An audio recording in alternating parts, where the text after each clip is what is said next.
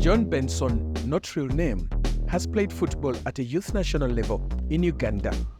He confesses falsifying age in order to qualify for age-restricted competitions.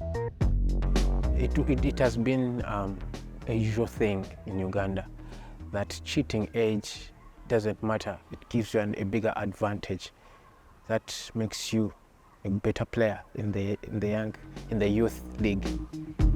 Benson won numerous medals and trophies at a youth national level. But when he attempted professional club football, he failed to perform to expectations. You reach 30 years and yet you are 40 years. For example, you become slow and the pace of football is at a higher intensity. You cannot be on pitch for longer and it will cost the team to lose. Andrew Mwesigwa captained Uganda's national football team between 2008 and 2015. He played for clubs in professional leagues in countries like Turkey, Iceland and China before retiring in 2018. Now grooming young talented players at a local football academy outside Kampala, Mwesigwa blames age fraud for hampering football development. You yourself, you may not develop. The fact that you're always getting less challenge, and the one that is again playing with you who is under, is being limited to his abilities. So it has killed the game in that way, that those that play, with their minors, they don't develop. And those that are, the minors don't execute their abilities really well because they're having heavy challenges. The head of Uganda's football governing body, FUFA, has now introduced a stringent law.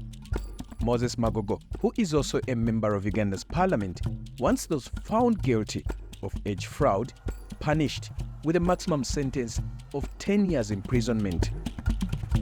It was becoming a challenge for us to take players through to the market where the players are needed, and that's Europe, without going through the proper processes of preparing them. If we did youth competitions, you'd find that there are many players who are not exactly belonging in that age bracket. So it denies the younger players an opportunity to be able to compete. In 2016, a player on Uganda's national football team was reportedly found guilty of falsifying documents to cheat age. The Confederation of African Football, CAF, which governs football in Africa, punished Uganda with an expulsion from the Under-20 World Cup qualifiers. Many African countries have faced similar or tougher penalties, such as Ghana, which was fined $100,000 in 2022. When people know that this is a criminal, naturally the first thing to do is nobody wants to do something wrong, but they have been doing it without any legal framework that stops them from doing it. Retired footballer Benson is also hoping for a change. I don't regret because at that time it was the normal thing that most of the players were doing.